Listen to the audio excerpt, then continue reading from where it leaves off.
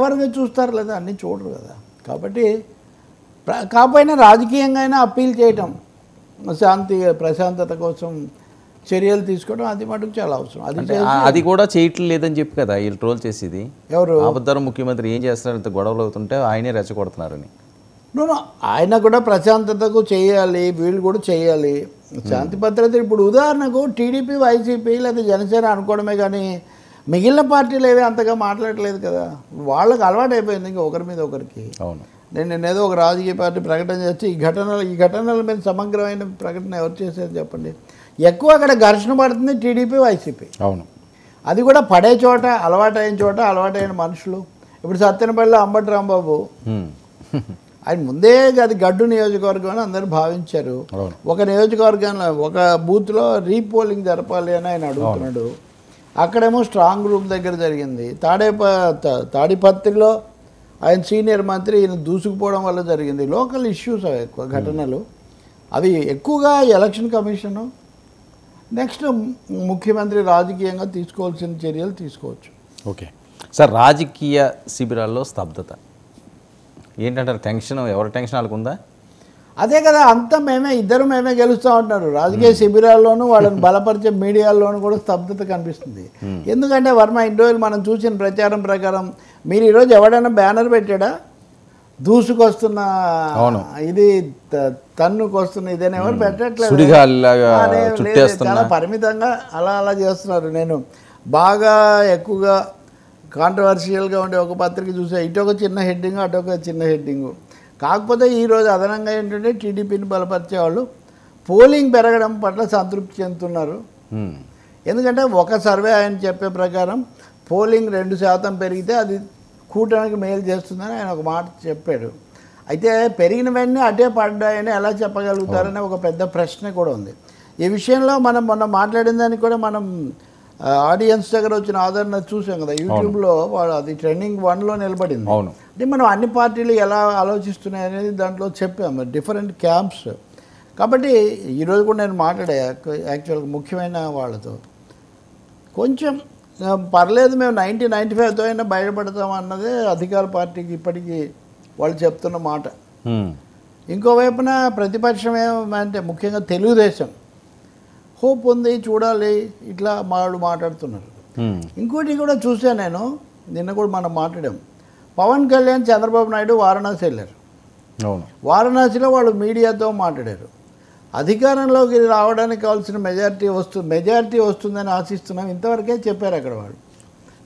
భయంకరంగా తంపింగ్గా వైనాట్ 170, 160 ఇట్లాంటి వాళ్ళు ఏం మాట్లాడలేదు. కొంచెం ఆచితూచి మోదీ 3వ సారి వస్తాడనేది బల్లగుద్ది చెప్పారు. కానీ ఈ విషయానికి వచ్చేసరికి కొంచెం జాగ్రత్తగానే మాట్లాడారు. కనీసం మెజారిటీ వస్తుందని మేము అనుకుంటున్నాము, ఆ పద్ధతిలో చెప్పారు. మీరు ఈయన చెప్పినట్టుగా అధికార పార్టీ 95 సీట్లతో ఖచ్చితంగా ఫామ్ చేస్తాం గవర్నమెంట్ అనేది ముఖ్యులు చెప్పిన మాట. వీళ్ళ శిబిరంలో సార్ వాళ్ళు ఏమైనా చెప్తున్నారా? వాళ్ళలో రెండు వాయిస్లు ఉన్నాయండి. టఫ్గానే ఉంది, 50-50 టఫ్ ఫైట్ ఇచ్చాము. కానీ రెండోది మాకు 130 వస్తాయి అని ఒక వర్గం ఇప్పటికీ చెప్తుంది. 130 వస్తాయి, మా దగ్గర పక్క లెక్కలు ఉన్నాయని. ఈ 130 అనేది అది వరకు నుంచి ఉన్నది కొనసాగింపు కోసం చెప్తున్నారా లేక అంటే అవసరం లేదు నిజానికి. ఈ విషయాలు 3 రోజుల కిందట మాట్లాడలేదు కదా, ఎందుకు మనం ఇన్ఫ్లుయెన్స్ చేయాలని. కానీ టఫ్ అని చెప్పి ముఖ్యమైన వ్యక్తులు ఇప్పటికి కూడా 50-50 అని అందుకనే మీడియాలో కూడా ఎక్కువ హైప్ చేయకండి. ఎందుకంటే అవి ఊరుకున్న సోషల్ మీడియా టైగర్స్ వచ్చి ఉండాలి కదా ఇప్పటికి. రెచ్చిపోయి పోలింగ్ జరుగుతున్న రాత్రి కూడా వీడియోలు పెట్టేవాళ్ళు, లేకపోతే రూల్స్ వైలేట్ చేసి మరి గెలుస్తున్నాం అని చెప్పిన వాళ్ళు గెలిచామని చెప్పాలి కదా. ఇప్పుడు అవును, గెలిచామని చెప్పాలి. అంత చిక్కట్లేదు ఎవరికి విజయం. అంత ఒకటి కమిట్ కాదలుచుకోలేదు. ఇప్పుడు వాళ్ళు ఫ్యాన్ సునామీ అని పెట్టుకున్నారు. సునామీ మేము రాబోతున్నాము, 4వ తారీఖు ప్రమాణ స్వీకారం చేస్తాం ఆ స్థాయిలో చెప్తున్నారు. అట్లాంటిది చెప్పకుండా ఉండడం మంచిది. అధికారంలోకి వస్తాం అంతవరకే వాళ్ళు చెప్తున్నారు. సరే, ఇప్పుడు అమిత్ షా ఇంటర్వ్యూ ఉంది ఈరోజు.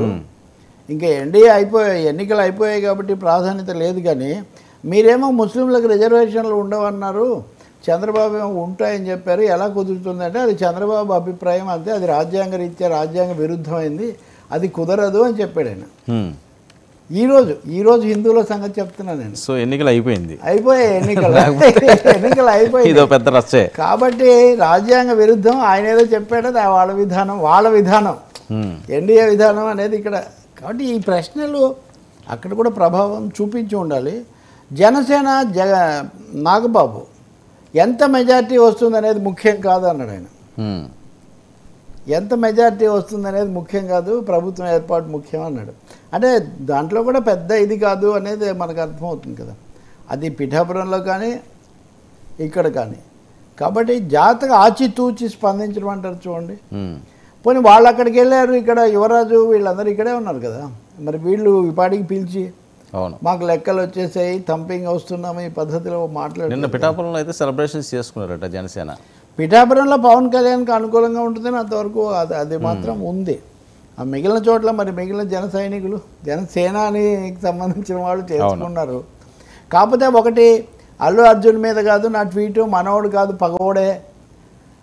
ఏది మన వ్యతిరేకులతో చేరేవాడు మనోడైనా పగోడే, మనతో కలిసి వచ్చేవాడు పరాయుడైనా మనోడే అని ఒక ట్వీట్ పెట్టాడు కదా నేను నాగబాబు. అవును, ఇది అల్లు అర్జున్ గురించి పెట్టిందని పొద్దు నుంచి చాలా దుమారం రేగింది. ఆయన సాయంత్రానికి ఏదో నన్ను అలా ఆ కాంటెక్స్ట్లో నేను చెప్పలేదు, అది ఆయన గురించి కాదు అన్నాడు. మరి ఇంకా రెండో పగోడు ఎవరో తేలాల్సి ఉంటుంది ఒకటి. రెండోది ఒక విధమైన అన్ఈజీ తెలుస్తుంది కదా దీని మీద.